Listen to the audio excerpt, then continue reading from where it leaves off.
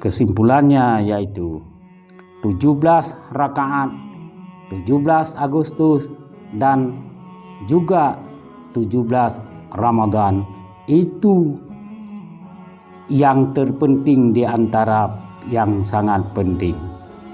Maka oleh karenanya mungkin besok kita akan memperingati 17 Agustus 1945,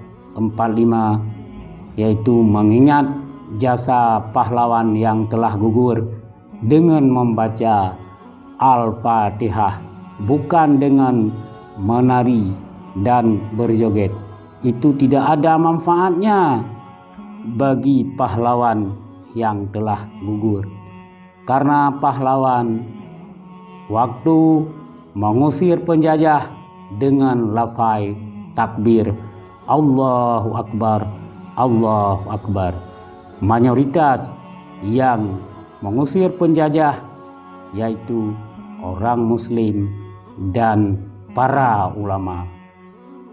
Yang paling populer ulama yaitu diantaranya kalau di Aceh Tunku Syekh Ditero dan Tuku Umar, dan tidak kalah juga perempuan yaitu Cut Nyadin dan Cut Mutia untuk mengusir pahlawan yang untuk mengusir penjajah, yaitu melawan penjajah, termasuk Tunku Syahid Dilapan yang ada di Cet Gulungku di Simpang Mamplang. Itu yang perlu kita renungkan, kita ingatkan. Dia menjual darah dan tidak takut kepada yatim anaknya demi bangsa, agama dan negara. Maka patut kita syukuri dan berdoa kepada arwah segala pahlawan. Maka mari kita sama-sama yaitu mengucapkan Ummul Kitab atau Al-Fatihah. Kita niatkan pahala kepada segala pahlawan, karena waktu berperang tidak pernah dia mencita-citakan saya jadi gubernur, saya jadi presiden nanti kalau sudah merdeka. Itu tidak pernah. Dia menahan lapar, tidak punya pakaian, tidak punya rumah demi anak-anak cucu. Maka sekarang kita yang nikmati kemerdekaannya perlu kita syukuri.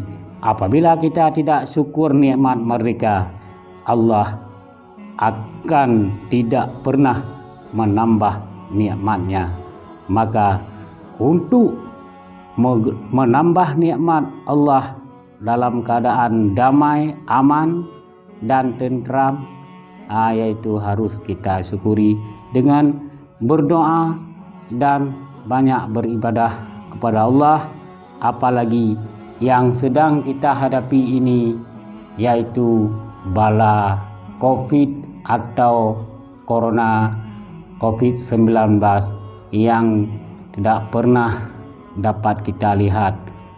Maka selalu kita berdoa kepada Allah. Tiada kata seindah doa, maka selalu berdoa, terutama berdoa kepada arwah pahlawan yang telah gugur.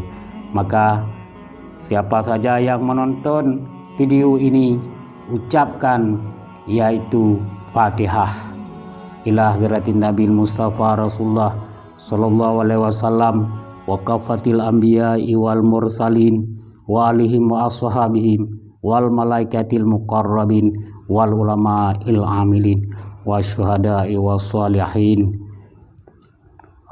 ajmain. Al-Fatihah wa rahmatullah. A'udzubillahi minasyaitonir rajim. Bismillahirrahmanirrahim. Alhamdulillahi rabbil alamin. Ar-Rahmanir-Rahim. Maliki yaumiddin. Iyyaka na'budu wa iyyaka nasta'in. ihdinas siratal mustaqim siratal ladzina an'amta 'alaihim ghairil maghdubi 'alaihim waladdallin. Rabbana ighfir lana wa liwalidayna amin. Dimanapun Anda dapat mendengar dan menonton video ini, maka jangan lupa di subscribe.